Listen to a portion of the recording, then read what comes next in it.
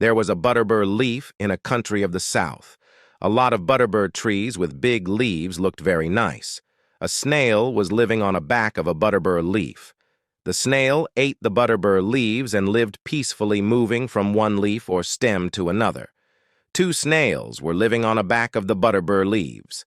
These two had never been out of the butterbur wood, but they knew that there was a different world out of the forest. Birds always felt impatient when they saw the snails.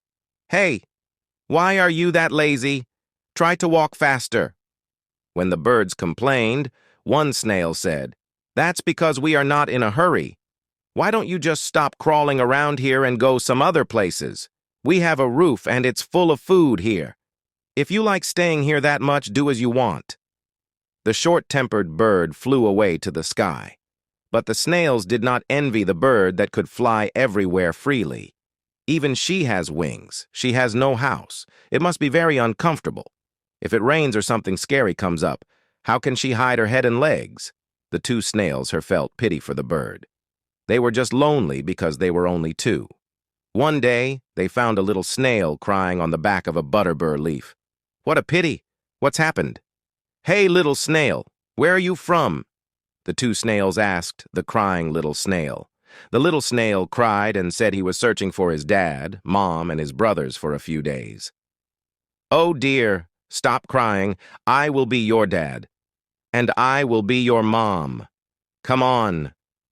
The two snails took him to a big special butterbur leaf where they were always living. A few days later, the little young snail ate delicious food and recovered slowly.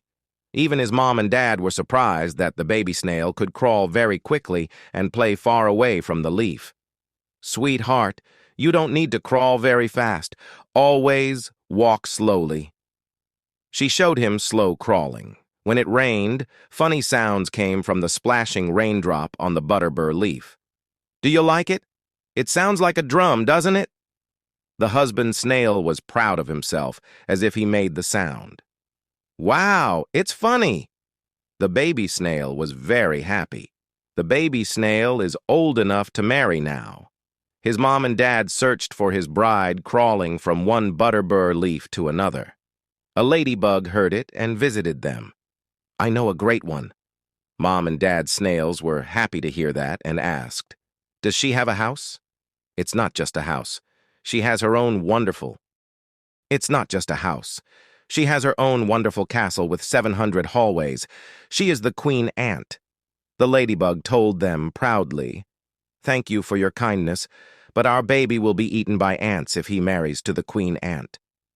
The mom snail rejected the ladybug's kindness. After a while, a fly taught them there was a young woman snail right next to her. The snail family decided the woman snail would be the baby snail's bride. The night of the wedding, 6 fireflies shone beautiful bluish light on the ceremony.